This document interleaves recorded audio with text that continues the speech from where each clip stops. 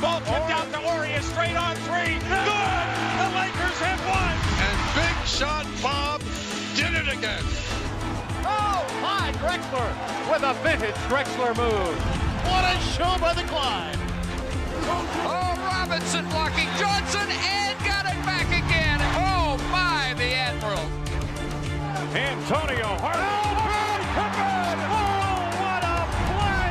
Oh, Pip, have mercy.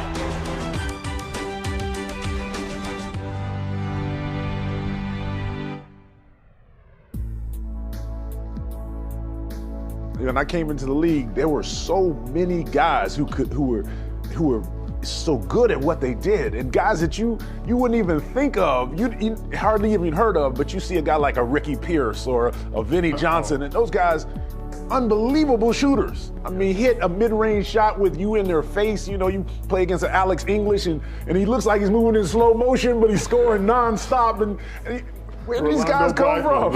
Blackman. Yeah, exactly. You think, where do these guys come from? Where there's so many guys who are so good at their job. That was the thing in the NBA. Coming from college, there's no way you can be prepared for that. And the game is on the line. You got Robert Horry standing on the side, and you see him shooting it, and you just, it's not like any other level you ever played before, but as soon as he's shooting, you're thinking, oh my gosh, he's gonna make that shot, It's almost inevitable every time. I played with Robert in Houston, but before I played with him, I played against him for a couple of years. But when I played with him, I'm thinking, Robert's a solid player, good defender. I played with him, and let me tell you something, every time I got in trouble, my guy beat me, Robert would be just like having David Robinson on the team. What? In the fifth row. And then you got Akeem behind him. I was like, boy, I love this team. It used to be, I was a better defender, Scotty. It was funny because sometimes dreaming out both be like this, like, you gonna do it or you gonna do it? I'm like, and then a lot of times we didn't block the shot because we were afraid of running in each other. But it was so many great memories. I remember one time we was playing you in Portland. I said, I'm gonna get Clyde stuff because I know he gonna do that spin with his head down and do that finger roll. Man, I dang near put my arm out of socket, try to swing at it, and the ball just said shoot right over my face. Like, how in the heck did he see me? He spent it just a little bit more to get it over me. I was like, come on, man, I'm gonna get it one time.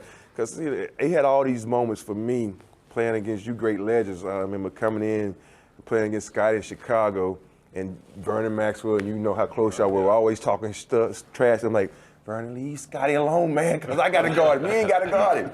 So, but it was just for me, I respected San Antonio so much. And with David, you remember, we had just got you on that trade.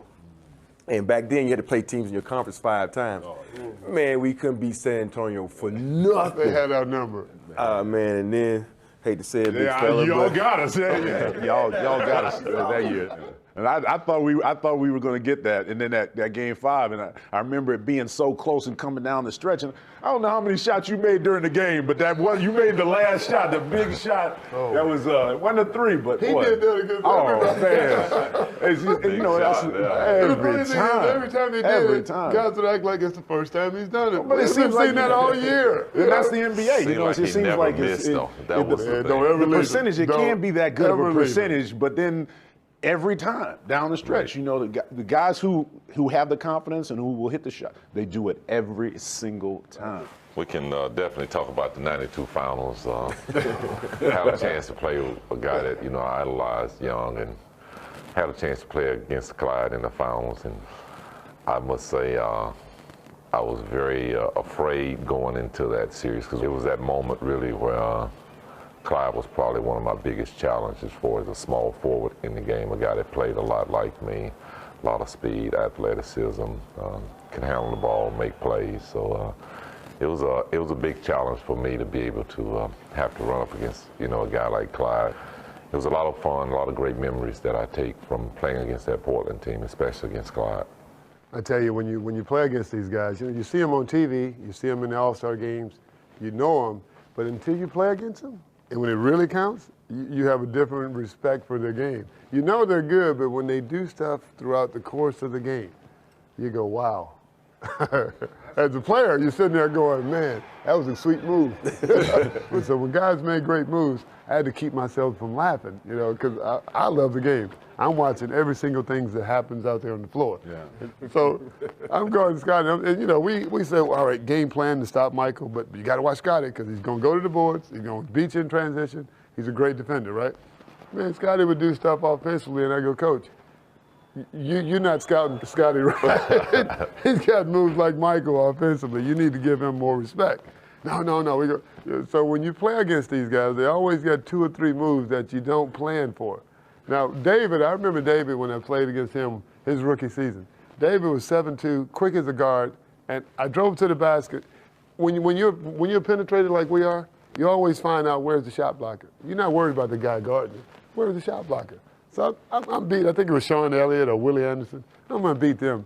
I thought I had him beat, but David was over there on the left end of the top of the key. So I said, I got this.